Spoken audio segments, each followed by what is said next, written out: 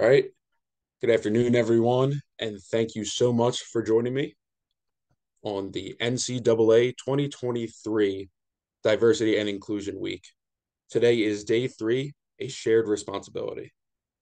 And Gwinnett Mercy University is presenting you a roundtable discussion with a great group of people here today talking about all things diversity and inclusion. I would like to introduce everyone. I myself am Reese Salas, the athletics communication intern here at Gwinnett. With me is the Student Athlete Advisory Committee President, Josh Kalasa. Josh, introduce yourself. Hello. Also with me in our great roundtable discussion, great members, I have the head men's lacrosse coach here at Gwinnett, Blaze Cesaro. We have the Director of Spirituality and Justice, Jeffrey Wallace. How's it going, everybody? Thanks for having me. We have the President of the Black Students Union, Demetali Navarro. Hi, everyone. Pleasure to be here. We have the Instructor and Program Coordinator for Sports Management, Maddie Herman. Hello. We also have the Vice President of the Student Athlete Advisory Committee, Natalie O'Neill. Hello, everyone. And we have the Game Day Communication Director, Greg Gornick. Hello, everyone. I want to thank you all for joining me again. And let's dive into this. So, first question here today, I would like to ask all of you, why is it important to feel as if you belong?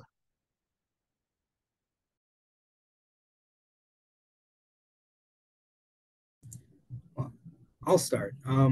Actually, when I first read this question, I thought it was poorly worded because it implies that you don't really belong. It says as if, so that means that I don't really belong. So no, I think it's very important to belong, not to feel as if you belong, because everyone should feel the belonging. It shouldn't be a fake feeling. But it's very important to feel part of a group, part of a family. I mean, you're born into that when you're born into your own family, so that gives you your sense of belonging. But outside of your own family unit, it's nice to have that group of friends and support that you can reach for outside your family, and have a sense of, well, belonging, but for lack of a better word, but yeah, have a sense of a family of support and backing behind you. It gives you a little more confidence to live your life the way you want.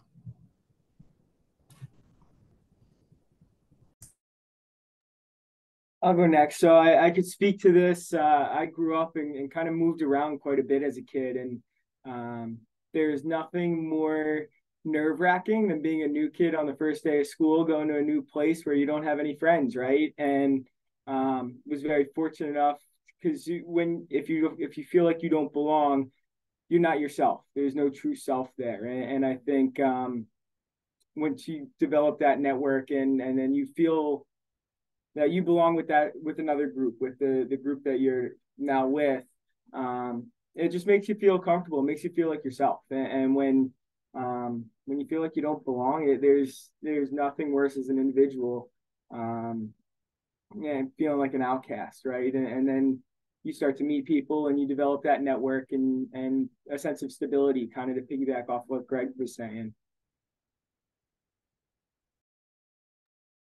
I completely agree. And I think, Greg, something you said really resonated with me. And it gives you a sense of confidence that you feel like you belong. And I think that is one of the most important and best feelings in the world. And Blaze, as you were talking about how you felt growing up, I've had learning struggles. I've struggled being a woman in sport. And that sense of like, I have this confidence of like, I'm supposed to be here and belong to this is a feeling that every single person should really have. I think piggybacking off of that, sort of having this sense of sort of connection really brings people together. And when that connection is there, you feel more comfortable. You are yourself. You have that empowerment to truly and utterly be yourself in a place that you feel comfortable, you feel joy, and it can just lead into better well-being and productivity in the essence of whatever you're doing. So I appreciate everybody's answers, and I kind of took a more like 20,000 foot approach to this question when I was thinking about it. I studied religion in college and in graduate school, and part of that is just kind of understanding how human beings work. And so there's a little bit of evolutionary biology thrown in there, a little bit of philosophy thrown in there, but one few things about just human beings generally that evolutionary biologists have found is that human beings are hardwired to seek community. And part of that reason is because if you're alone in the jungle and you're trying to survive, it's much easier to do that with a group rather than by yourself. And so those human beings who chose to affiliate themselves with a group of people versus going by themselves tended to survive a lot longer. And on top of that, human beings compared to other mammals, compared to especially, we have animal relatives that are 98% related to us DNA wise. And so what makes us, there's so many things that make us different, but one of the very distinct things that human beings do is that we have the capacity to expand not our spheres of influence, our communities. People might call this love. We have the capacity to love people outside of our immediate familial units. We bring in people, when people get married, when people meet other people in friendships, they're able to say, it isn't just me I need to share this with, but I need to share it with this person who I don't know, who I've never met before, and I need to bring them into my sphere of influence now. And so I think when we talk about this idea of belonging, it's really something that is hardwired into all of us as human beings. We want to find a community. We want to find friendship. And yeah, there's a little bit of a scientific aspect to it in the sense that we did it for a while just to survive. But I think nowadays, having a group of people, having a person that makes you feel, as everybody's been saying, makes you feel welcome, makes you feel trusted, makes you feel part of something much greater than yourself, is really a huge part of who we are as human beings. And the ability for us to extend those types of relationships to strangers sometimes and bring them into our group is really something uniquely human. And so I think it's important to feel that way because all of us need to feel that way. We have to. It's part of our DNA. It's part of who we are as humans. I was going to piggyback on what Greg and Coach Chesterton said about when you feel belonged, you have that confidence to be yourself. And I think that's a general important aspect of being successful. If you're not your true self, I believe that you can't be successful in anything you're trying to do.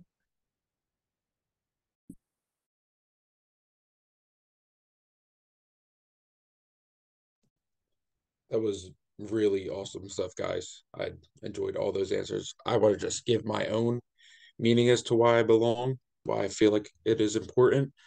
Kind of piggybacking off of what Jeff said about how we have that human drive and connection to belong. As long as what Greg said, we are born into a family. I feel like from the moment we step onto earth, we do belong, but sometimes you don't really feel that way. Maybe your family might accept you, but going to a school, you might not be accepted by some people that you want to be friends with, some people that you want to be a teammate with. But I think at the end of the day, you always have at least one person that has gives you the feeling of you belonging. And I feel like that's something that we really take pride in. We may not feel belonging all the time. Sometimes we might feel left out, but there's always someone you can really count on. And I think sometimes that person may be yourself. Maybe you feel like you don't belong, and then you look yourself in the mirror and you give yourself a pep talk. You talk to yourself, say you do belong. I think that is pretty important to me.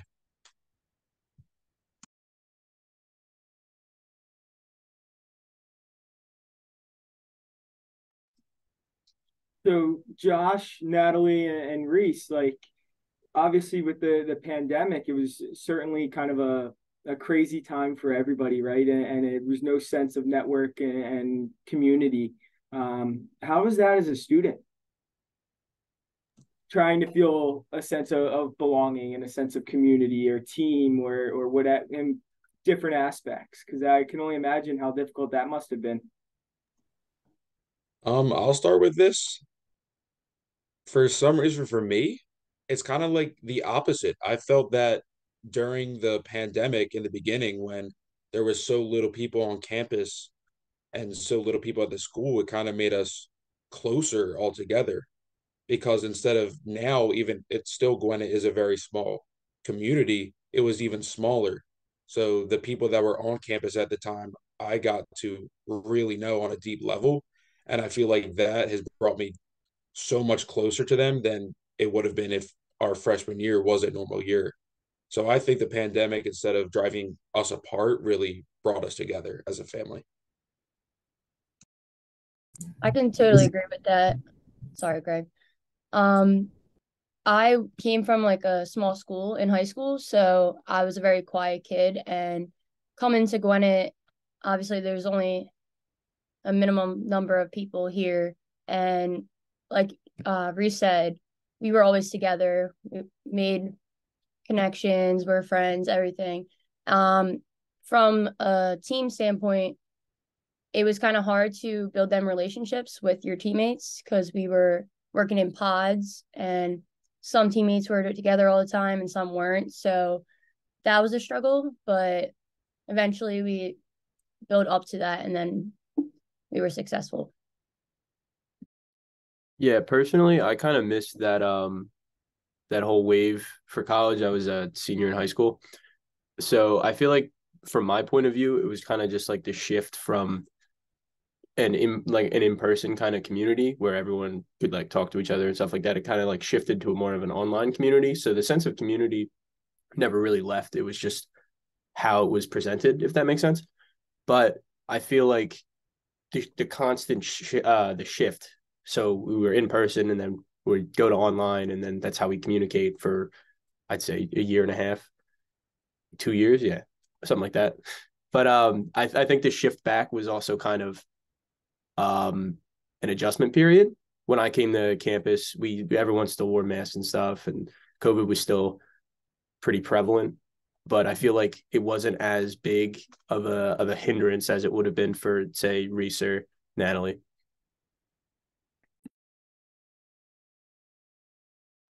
Going off of that, I think I had a very different experience than you guys. The pandemic hit my freshman year here at Gwinnett, so I really got to see the culture shift and like what, in essence, what a community was. So I was able to have that little bit of community before, like pre-pandemic, which was really nice. It was a great experience just being able to collaborate with people, seeing them in person, one-on-one. But then when the pandemic hit, it was more of like this virtual setup, um, some in person, but when it was in person, it felt nice seeing people in person. So it definitely elevated the quality of the people that you were talking to and just being around because everyone was just so excited to be around each other in person talking. And then now, post pandemic, I definitely feel the difference. It's more of like we're all excited to be in person and talking to each other. So I think the segue more into building that community and feeling like that sense of belonging is a lot more prevalent now, more than anything. Yeah, I was gonna say earlier I think it's just the shared experience. It's something that everyone kind of had to go through. Everyone had their own personal experience with COVID, but we all did experience similar changes in our normal lives and whatnot. So that shared experience is a powerful uniter, I guess. When you think about people who are in place and experience something traumatic, whether it's good or bad, all in one thing. Those people might never have met before, but afterwards they do always feel connected. And a lot of people, though, will stay connected after something that's very life altering and makes an impression on you. So yeah, I mean, in addition to wanting to belong and having that feeling to belong, major events in our lives also give us that sense of belonging because you're sharing that experience with someone else. I remember when the pandemic hit and we couldn't come to work anymore, and Gwynedd, Mercy means a lot to me, and it's my community. And whenever I get asked about Gwynedd, I always say that it's my community, and I've never felt such a powerful kind of community in my life. So when that happened, it was, as a personal and professionally, it was really hard on me because I love working with students, and personally, like, not being able to like pop down to Greg's office or, and have that sense of like my community and belonging. And it was really mentally hard. Yeah, the reason I brought up the pandemic was from a coaching perspective. Something that one of my favorite pieces is pulling a guy to the side and having that interaction, right? And making sure that they feel a sense of belonging. And it seemed like you had to view it from 30,000 feet as opposed to being on the field with them. We saw it kind of shift our culture a little bit as a team, just because they weren't able to communicate and intermingle with one another because of the pod situation. And then on the flip side, now that we're out of it, I think again, and my two, Reese and Josh, I hope you guys can attest to this. Like, you walk on a campus or part of our lacrosse program, you belong. And I think from the top on down, like, guys really understand that. And that's why I wanted to get that impression from you, the guys that are still in school, and see kind of what that effect was like and that sense of belonging.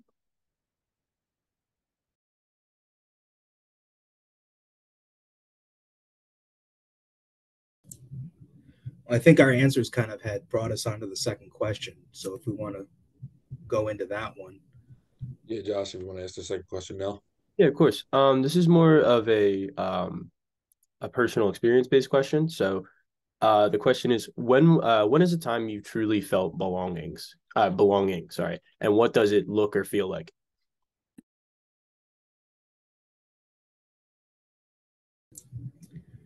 I'll start. So I was an intercollegiate student athlete through the NCAA, so to speak. I played collegiate rugby, but I remember my first couple days on campus at Canisius and kind of getting, moving stuff into my freshman dorm and being dragged into a car, driven out to a rugby field and being thrown on a pitch and kind of just being like, hey, I'm going to give this thing a try. And the camaraderie and the relationships that I developed with a lot of my teammates in those 4 short years really had a strong sense of belonging for me. And I would think that as student athletes, Josh, Reese, Natalie, Blaze, is yourself. I'm not sure, Maddie, I don't know if I'm guessing you played something at some point in your life. Natalie, I'm not sure, Jeff, Eric, but that team camaraderie that you get for being part of a team. And it's not just fighting for wins and losses or anything like that, but it's having, a group of people around you who are working towards a goal. And don't get me wrong, there's a lot of fun along the way. Rugby is not just business. That's the stereotypical, those rugby guys are all buttoned up and straight arrow, but no, it's all about the people you meet and the relationships you develop. And that was probably when I felt really belonging back in college. Yeah. It's actually interesting, Greg, that you say, oh, I played a sport. I teach sport management, and I was actually never a great athlete myself. And I actually take kind of pride in that, because when I have sport management students or prospective students say like they're interested in it and I didn't play sport or I don't feel like I belong, like, I'm like, yeah, you do. It's really important to me. I've always loved athletics, and I never played collegiately or anything. And it's, if you're in sport management in college, you need to be a student athlete, which isn't the case. And the first time I ever felt like I really belonged somewhere, when I struggled a ton in high school with a learning disability and personal things going on that just weren't talked about like they were today. And when I went to my undergrad and the department chair was a woman in sport management, and I never questioned being a woman in sport till after she left. And I would get questions, in this male dominated field, but now it's like my duty. And Blaze, you kind of talked about with your team, like I have to, it's just ingrained in me to make every student I come in contact with, feel that sense of belonging the way I felt that. And doesn't matter what you look like, who you are, where you came from, you're part of Gwen and Mercy, not even just, our sport management program, but it's just the first time I felt it. And it's truly my calling, I feel like, to have students feel like they truly belong here at Gwinnett and in my sport management program, truly. I too wasn't a collegiate athlete. I did play football for a year in high school, but I did mostly music stuff. And it did a lot of stuff with campus ministry. And two memories came to mind about when I felt like I truly belonged. And one of them is a little bit, I don't know, I'm just going to talk about it. So my brother played in a few different bands growing up. He was a bassist. He played for a lot of, I would say, I guess, punk music bands.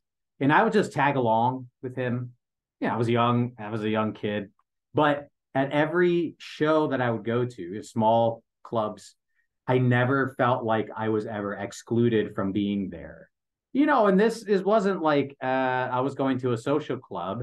I mean, people had tattoos, piercings, and yet some of the nicest people, some of the most wonderful, welcoming people I'd ever been part of, and never questioned me being there. They were. I was young, so they didn't exactly say, "Oh, it's good to see you," but they really just were. They just made me. They didn't make me feel like I shouldn't have been there.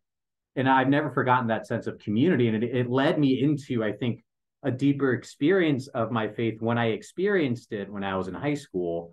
I went on this big conference, and I just felt this huge sense of belonging. It was at a stadium, and I just saw all these kids, praying and doing all these things, and it just gave me permission to really lean into pursuing communities, building communities of people that are like-minded, but also that go above and beyond kind of divisions that might exist between us.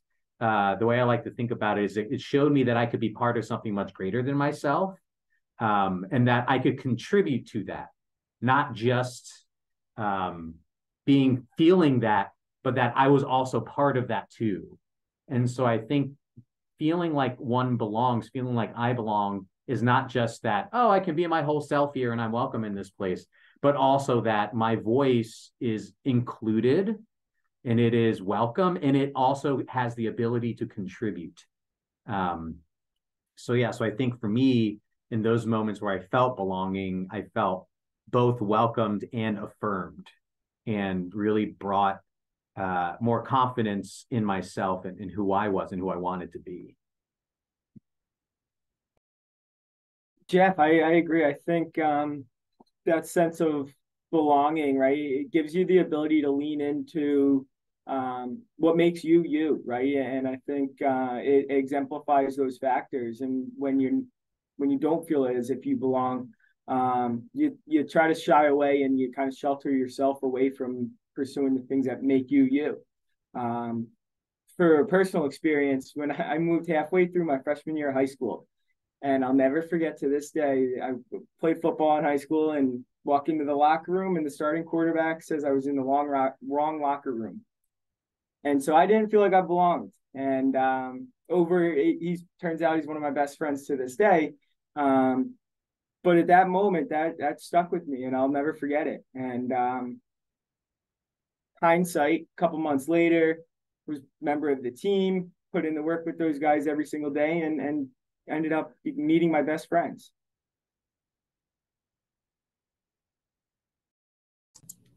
Yeah, something you said that I liked was, once you got more confident in that group, you were able to do more, contribute, feel like your voice is heard, and stuff like that. But I think the next step is also being able to bring other people into that so that they can feel the same thing. And then I was starting to think, well, this is kind of like what they say about great athletes, is that when you have a great athlete like a Michael Jordan, they make players around them better. So that's kind of what I'm getting out of that, is that when you get into that space where you have a sense of belonging, you get the confidence to do what you do and be you and do it well. And then once you feel like you're contributing, the next step is to, do more than just contribute and then lead. And when you get to the point where you are a leader, then you want others to get to that point too.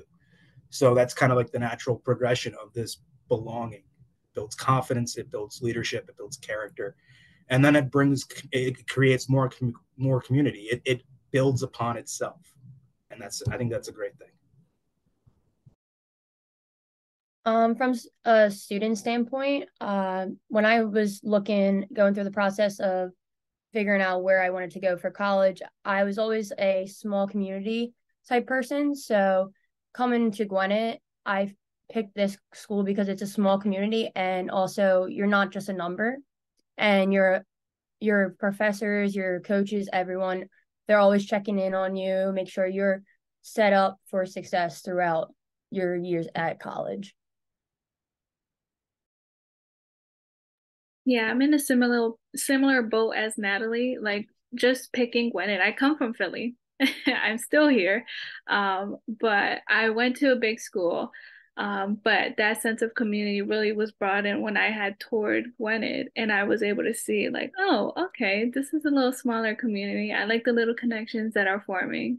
And then I didn't truly feel it until I was here my freshman year, and then I started to, like, explore like the different areas around campus, and I started talking to everyone, and then sort of like build those connections and figured out where I would connect that. And I found my home, or like my little community, sort of in like the clubs area, like student engagement, stuff like that. But in that sense, it was like who I am outside of being a student. And I think that Gwinnett does a good job at giving us opportunities of, yes, we're here as students, but what do we want to do beyond that perspective? And just having those connections, to explore that different sides of ourselves, just outside of the student role, really puts like a good feeling in you. Yeah, I couldn't agree more with what the Manley just said. At Gwinnett, in the biology department, which is my major, it's one of the smallest departments on campus. So I feel like the bonds you can form with people, even the faculty and staff, like the teachers I've had, and even like the lab assistants who don't teach anything, you just see them in the hallways. The connection I have made with those people, as well as my fellow students and even athletes as an athlete on campus, I feel like is just something you can't get in a lot of places. So I feel like what I'm trying to say is that sense of belonging, where you know that the people who are teaching you have your best interest in mind. They can see you in the hallway and have a full conversation with you. They know your likes, your dislikes, all stuff like that. I feel like really is beneficial to a student going through their years at college, where maybe they're not fully comfortable, or maybe maybe they're still trying to figure out what they want to do with their lives. I feel like having people like that to help you with stuff like that is amazing. Like, it's not something you can replace. Definitely gonna bounce off of that. In my situation, I have to give props to Maddie. I come from I wouldn't say a huge school, but it was a bigger school. And I never had that sense of being able to go to one of my teachers in high school and ask them questions or go to them about life or anything in that aspect. But coming to Gwinnett as a sports management major, I have had many classes with Maddie, and she just completely changed that experience for me. When I had trouble, grades, life, whatever, I was able and still am able to go to her and just talk. And it's almost like me not talking to a professor, it's me talking to someone I'm comfortable with, talking to a friend. And I think that has really changed my experience at Gwinnett for the better. I would also like to add, because Reese was talking and we're teammates, the community as well on like an athletic team is also something you can't really beat at all. Like, even I feel like it's I don't know. I feel like the bonds you make as a team, like on a team with your teammates see how many times I can say that.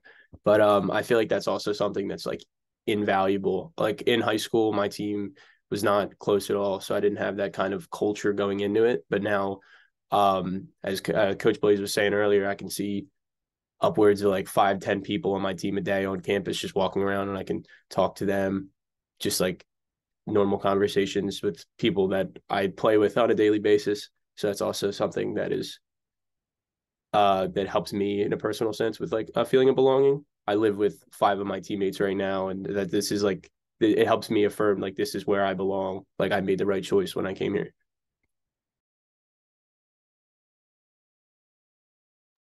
Yeah, I feel like the essence of our campus is just how willing to work with one another and willing to support one another really sets us apart from a lot of other institutions where you come to Gwynedd Mercy and you belong. There's a sense of community. I always tell folks, you know, Gwynedd people will always look out for other Gwynedd people. Jason Ide, one of our former players, I asked him what made him travel all the way across the country to come to a school like Gwynedd Mercy. And his response was when he got on campus, he just felt welcomed and welcomed by everything. And that's why I think we are in a special community here. And there is, no matter if you're on a sports team or not, or if you're in a club or you're not, like there is a sense of worth and a sense of belonging, no matter what aspect you're in on campus. So, oh, no, sorry. Go ahead, Jeff. Well, this lead, I feel like what we're getting at is kind of the next question, which I don't know if I should say out loud, but about inclusive excellence. I don't want to jump into that, but if you want to go ahead and jump into that question, that's completely fine with me. Yeah, Reese, if you just want to read it for the. Yeah, I'll ask the question if you're ready. How can achieving this sense of belonging help us move closer towards inclusive excellence? So thanks for that. So I think in like a very practical sense from a university perspective, if we're practicing inclusive excellence, which is, I guess, if we were to define that, means, you know, we're really good at making people feel like they're welcome on campus, which I think is what everybody has been talking about over the course of the past answers. If we're really able to practice that and achieve that on a practical sense, the theory is we should be able to retain a lot more students and that they would stay because they feel like they belong, they have their community. And personally, and mostly because this is the area in which I work, I think practicing inclusive excellence and what we're all talking about of having people feel welcome and looking out for one another on campus is part and parcel of what it means for us to be a campus founded and rooted in the tradition of the Sisters of Mercy, a Catholic order of nuns from Ireland that is now global for over 200 years. Because the crux of mercy is that it welcomes everyone, any person, into its circle without exception or question. And that sounds like a lot, but I have proof. The founder of the Sisters of Mercy, Catherine McCauley, has an incredible quote. And I'm going to paraphrase because I don't know the exact quote off the top of my head, but she says something to the effect of, it is better to turn away 100 imposters than to turn someone who is truly wanting empty.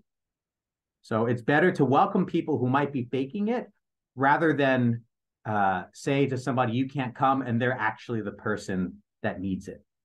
And, you know, that seems a little challenging or radical, but I think what mercy is all about is really saying to people, especially people who maybe feel like they've never belonged or that they don't feel included, that they are included here, that everywhere else they might feel this way. But here, if we're doing inclusive excellence right, we are doing our mission correctly.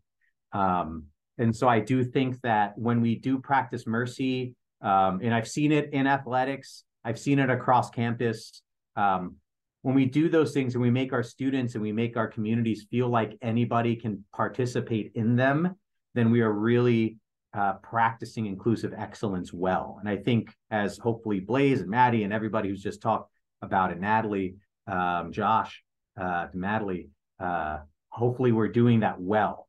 You know, so students can feel that way.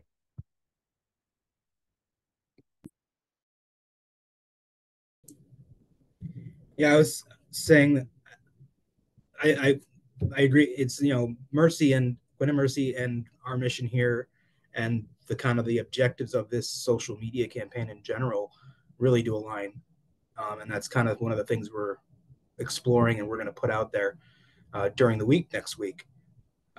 But I think inclusive excellence goes beyond just a sense of belonging, because we don't want to.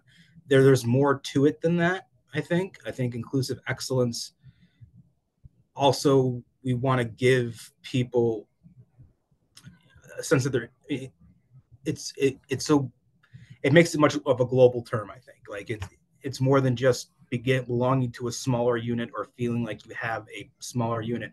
It's beyond that. It's trying to make it a global thing. Like we're not just including the Gwen and Mercy population. We want to. Why do we belong here in the greater Gwinnett area? Why do we belong in the greater Philly area? Then why do we belong in the greater Northeast? And why are we part of this country? And then beyond that, it's just being human. That's inclusive. Trying to get back to the thought that we're all just the same.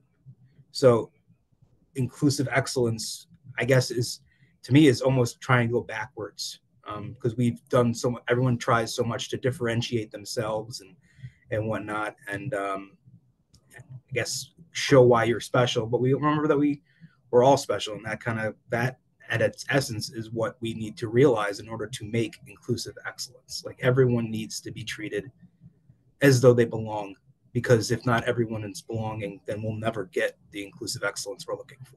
We need to bring everyone into our circle. I think a big part of this for me, anyways, is the fact that in sports and in clubs, Coach Blaze says this all the time. There's every year is a new team, or even in clubs, like in my case, Natalie, feel free to agree or disagree with me, but every year the roster of the club changes, the roster of the team changes. So I feel like with a shifting dynamic like that, it's important to bring in the new guys and even reinforce with the older guys that they they belong there. And I feel like when a club or a team can fully accept that and they're able to bring in the new guys, or like I was saying earlier, even like reinforce with the old guys, that like their sense of belonging, they're going to be more inclined to want to include everyone and welcome newer people that might feel like might not belong there. And I think that's an incredibly important part of running a team.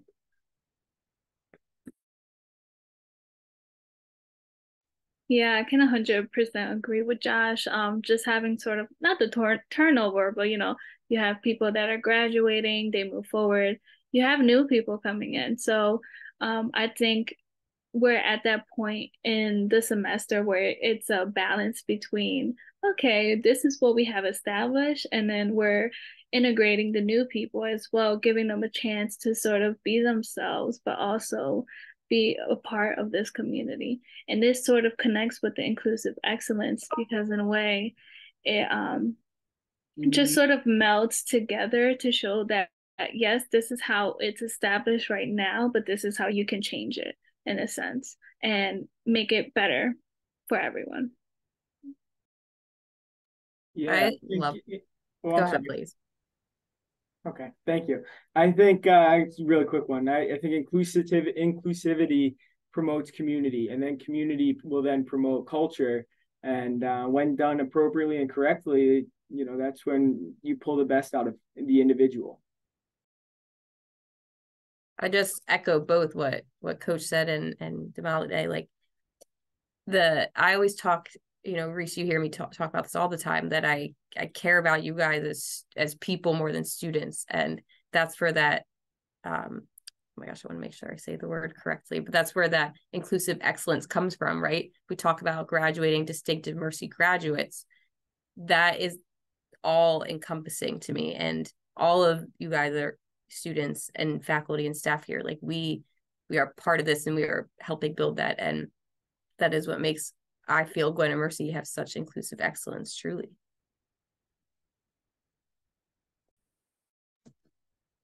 I'd like to say that I think Gwen and Mercy as a whole there's a lot of different moving parts that really show how belonging helps with this inclusive excellence. I think from a club standpoint, with other people joining, it's always changing. There's always people leaving, graduating, and there's always newcomers coming in throughout the year. So I think that is a sense of inclusive excellence because we are never telling people, no, you cannot join this club. We're at full people. We don't need anybody. It's always awesome. We would love to have you and please join us. And I think also going off of that, the people that do graduate Gwinnett, we're so inclusive and everybody belongs that we stay together past graduation. I know from a team standpoint, I have friends that when I was a freshman were seniors that I still talk to almost every single day. That Gwinnett is such a tight knit community that even when you leave, it's still we're all still together. You can leave Gwinnett, but you're always going to be a part of that community and you're always going to feel like you belong no matter how long you graduated ago. I have a quick story.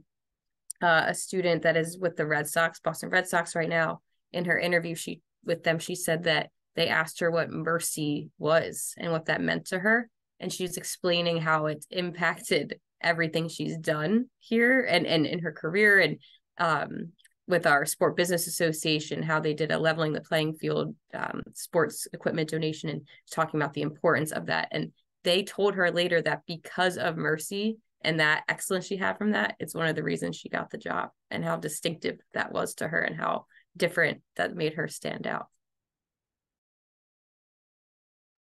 So I'm a early education major. So from that standpoint, in a few of my classes and in conversations with other teachers, we talk about how to build relationships.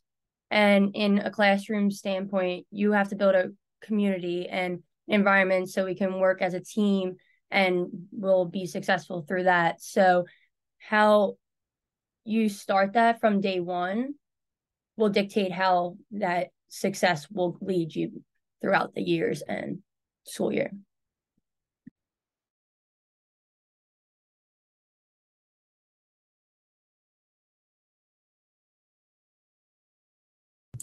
We'll move on to question 4. Josh, if you want to ask that question. Yeah, I got you. Before we do, Demetri, I know you did previously say that you had to leave at 3. Yes, I did. Okay. Thank you very much for coming for as much as you could. I really appreciate you coming out and talking, sharing your experiences. Natalie, thank you so much for coming. We really appreciate it. Absolutely. Thank you, guys. Have a good day.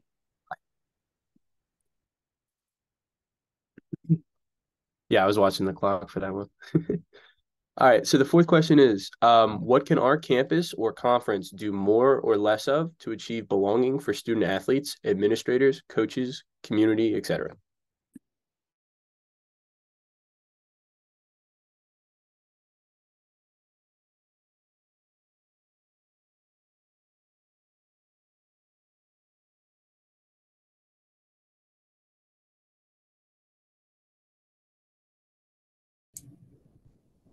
Maddie or Jeff, being our campus staff, or Blaze, do you guys want to take a first crack at that one? Yeah, I can speak on behalf of the Mercy Center and then a little bit into DEI more broadly. At the Mercy Center for Service, Spirituality, and Justice, to this point about welcoming everybody, we're always very open to anyone. We focus on 3 things, like our name suggests: service, spirituality, and justice. And one thing that comes up frequently in conversations I have with people about the Mercy Center is, oh, well, do I have to be Catholic or religious to do anything with them? To which I say, you can be whatever you want, just bring your whole self and we can work together and make it work. And so we do offer Catholic specific opportunities for prayer, but we also offer interfaith opportunities for prayer throughout the year, larger prayer services, especially around Thanksgiving. We offer service opportunities, including opportunities that go off campus through alternative break for students to really, as you've talked about, Greg, take what they've learned here about inclusion and equity and bring it in community service to places like Baltimore, Maryland, Vermont, New York City, And so we have those types of opportunities available. And then we also take students down to DC and to do advocacy work in those places, such that we're not just doing community service and doing the immediate charity work, we're also trying to actively work to change particular systems and structures that create situations of injustice for communities that are marginalized in society. So those are a few things we do in the Mercy Center, but we also have a wonderful Assistant Vice President for Diversity, Equity, and Inclusion named Tatiana Diaz. She operates out of the mission division here at Gwynedd Mercy University. And she really has brought a lot of different trainings to Gwynedd Mercy, including trainings about LGBTQIA, consciousness, bias. Ironically, before this particular call, I was on one of those trainings about bias. And so I think that, through the mission area with which the Mercy Center and DEI is a part, we do offer a lot of different resources for anyone on our campus, students, faculty, and staff, to really get involved in the work of creating a campus infused with belonging, with mercy, and with inclusive excellence. So that's certainly, I think, what we offer, I think.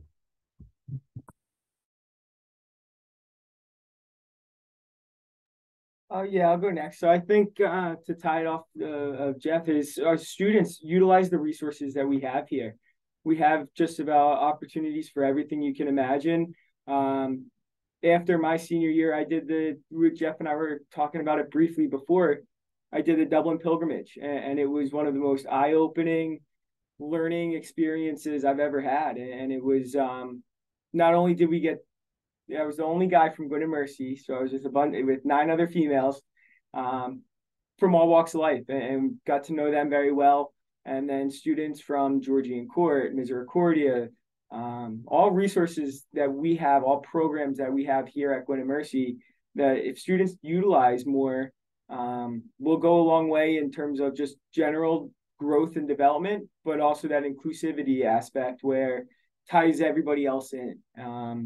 Again, is one of those. I think students need to utilize everything that we have to offer.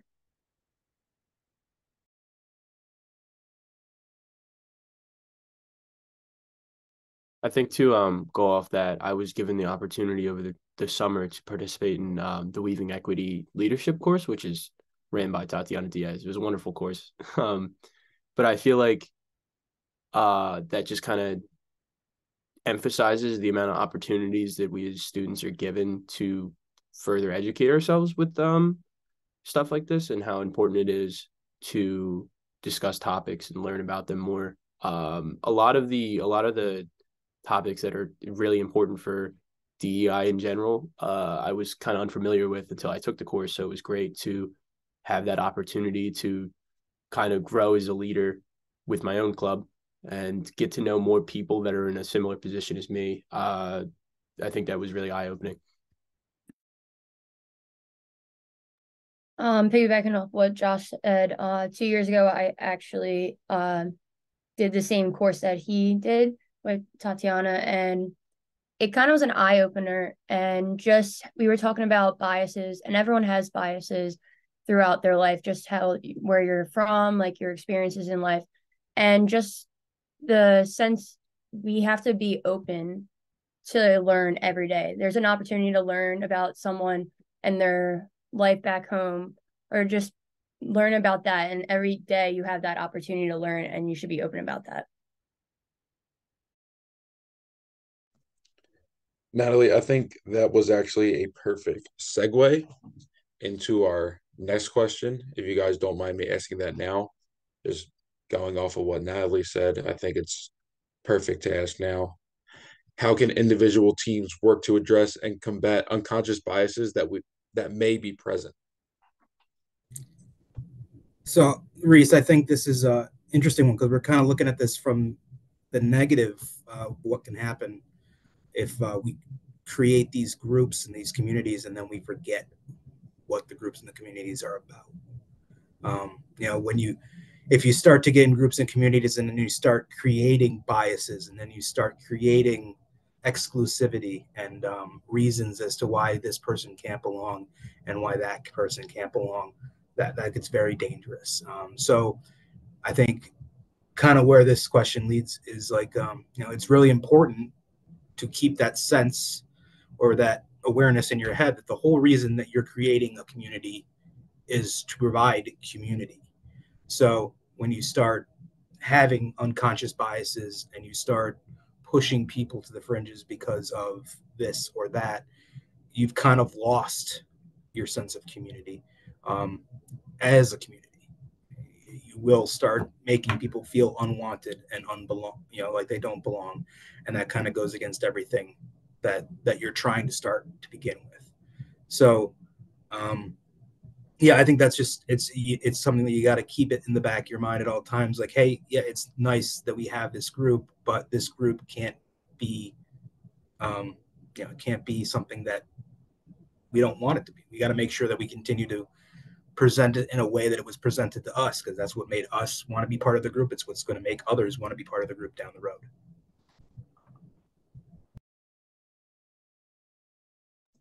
You actually just you can go. go. All right, thank you. You go.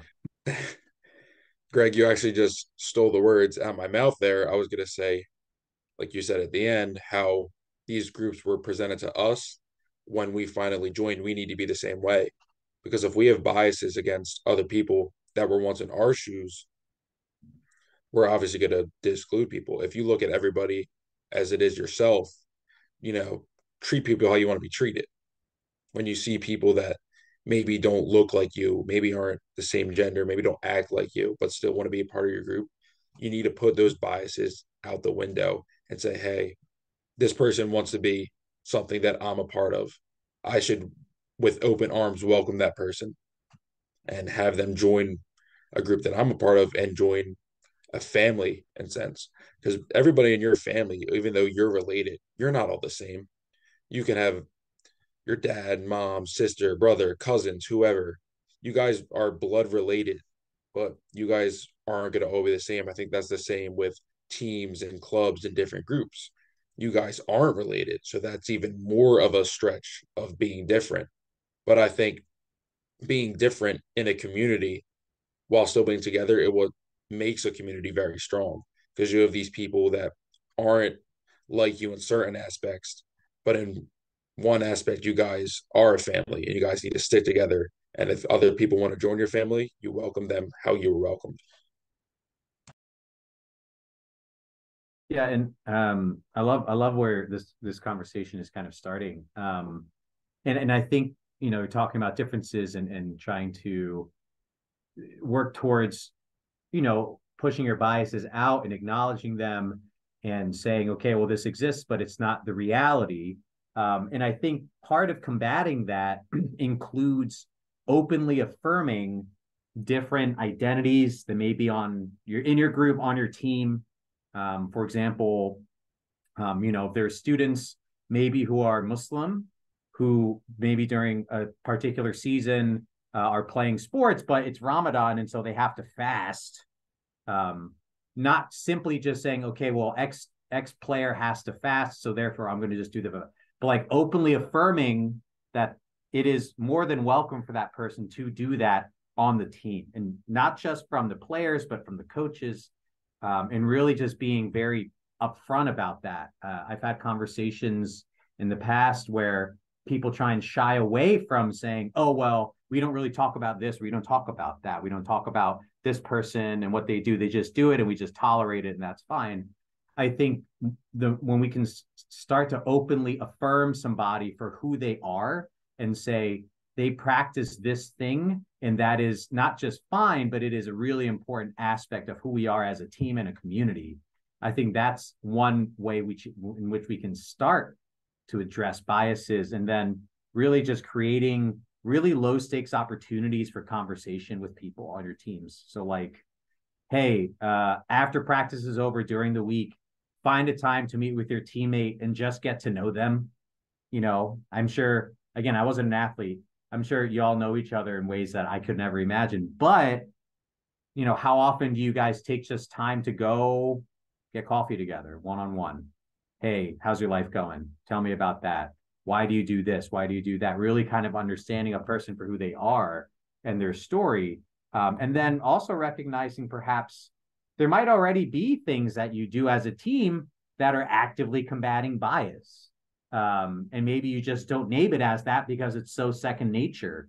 I think I've heard from some coaches, they have opportunities for players just to share their story with one another in a very open forum. And I think that that's excellent. But really understanding that is not just, oh yeah, that's just something we do, but really they're saying that that is a way in which we can combat bias together as a team by learning about each other's stories and affirming those identities, and really practicing conversation one-on-one. I think that that's certainly, in my view, those would be some ways to try and combat that together as a community, to push those biases away and practice, shifting our perspectives. Something I do on the teaching side is it goes into biases because I feel really strongly with how I learn and learning methods. With my learning disability, I never thought I would ever be able to go for a doctoral degree. I never thought I could be a professor. I was actually told I could never be a teacher just based on my grades, right? A bias. But anyone can do anything. All you have to do is work, right? Outwork. So I incorporate something called universal design for learning in my classes, and that someone might not be excellent at writing. I'm not a great writer, but I love talking. Reese, we always connect on this, right? Like, so if they can choose the method in which they want to deliver their assignment to me. And one time it could be a paper, the next it could be a PowerPoint, or it could be a graphic, however they can, because it to me, the bias of like, if you can do it one way, that doesn't mean anything, but I want you to feel successful and confident that you truly belong in school. And there's more than one mean and method to get, your point across for me to evaluate what you've learned. And I've seen that be really successful in my classes, and something I learned in the doctoral program here. From an athlete standpoint, I come from a high school in North Philly, and it's a very diverse population. And I carried some things that we learned in my high school about listening and learning about, like, if someone wants to speak about how their true meaning of why they do something. I carried that on to in college. And when we have new teammates, we have to build a relationship to have a successful team. So we take the time in the beginning of the season to learn about why they're here, what they want to do, and just their meaning towards what they're doing in life. Yeah, I think as a coach, sometimes we can always get wrapped up with getting the task done, getting something accomplished, right? And for our case, the lacrosse. Last year, it was really, really cold out. We weren't allowed to practice. So we kind of took the time to get to know each other a little bit in a different way. And I think it was one of the most positive days of the entire spring. We're hearing what Reese and Josh had to say about different trials and tribulations that they may have had growing up, or somebody who's a positive role model for them. It gives you a little bit of an insight into the individual and not just whatever that task may be, whether it be teaching or coaching. Because at the end of the day, if you have a bunch of individuals, you're not going to win anything. You're not going to amount to anything. But when those individuals come together and they're like-minded and they care for one another, that's when great things happen. And I think it's a microcosm of a community as a whole.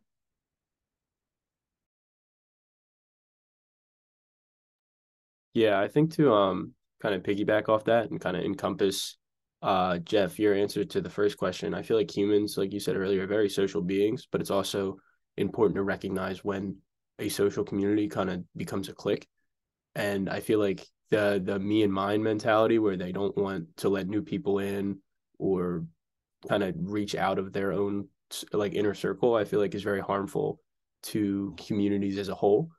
And I think it's important to address those because as Coach Blaze was saying earlier, individuals don't like, they can form a community, but the individual is not the community. So I feel like if you have that unchecked, it kind of spreads into other groups as well. Like other people are going to see that and think, oh, well, they're doing it, and I don't.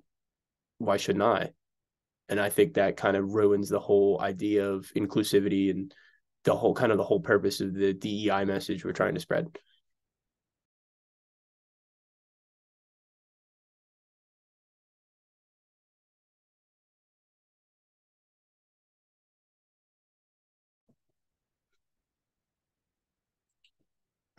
Well, if you guys don't have anything else to add, that was our last question. So I would personally myself and on Josh's behalf thank all of you for joining us today. I thought all of your answers to all these questions were very well spoken, very just overall great. I thank you so much, guys. That was really awesome. And a lot of those answers I truly agree with, and they sit within me. So I think we we did it. This was awesome, guys. Thank you. Great Yeah. job, Reese and Josh, organizing this. Great questions, great facilitation. Thank you, guys. Thank you. Yeah, thanks for Well having done. me. I was happy to be part of this conversation. No problem. Yeah. I kind of want to go with Reese and say thank you guys, because setting up meetings with a whole lot of people that are very busy individuals is kind of a headache. So I'm really glad I got to get this specific group in, and I feel like you guys all brought very valuable experiences to the table from any position you're in. So I really appreciate you guys. Thank you guys for putting this on. This was I thought it was very productive and great, and proud of you guys for getting this done for us. Well, you guys made it easy for us. I mean, we couldn't have done this without you guys. I mean, we may have put this together, but you guys were truly the glue for this. Absolutely.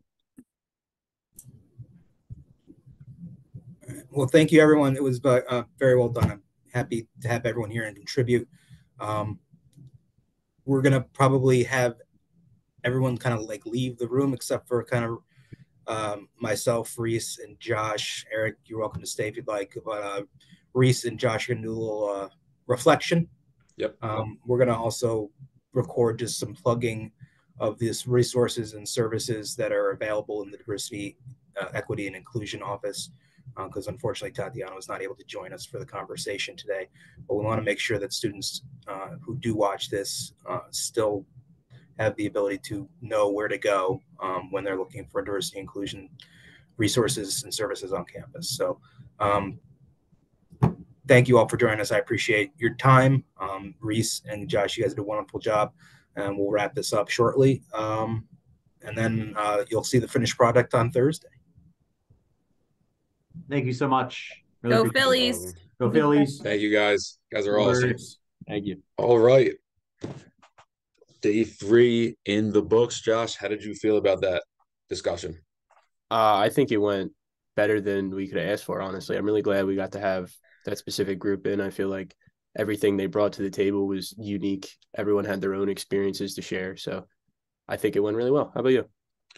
You took the words out of my mouth. I think that group of people really drove the understanding of what diversity and inclusion is, coming from a lot of different backgrounds, including you and me, same team, different backgrounds. I think we're really going to give a lot of people insight on how Gwinnett is diverse and how Gwinnett includes everyone.